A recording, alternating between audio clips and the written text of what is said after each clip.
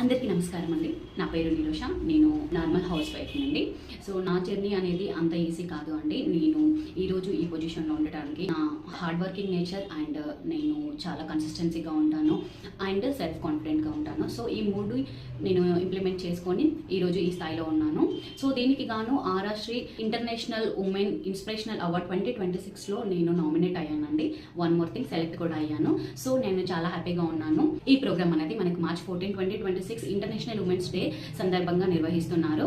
So ఈ program ని మనకి Vamshi TV and Mad foundation and golden future global Seva foundation Hyderabad వాళ్ళు కండక్ట్ చేస్తున్నారు అండి. సో స్కార్బీ లాంటి గొప్ప సంస్థల సహకారంతో ఈ ప్రోగ్రామ్ అనేది కండక్ట్ చేస్తున్నారు.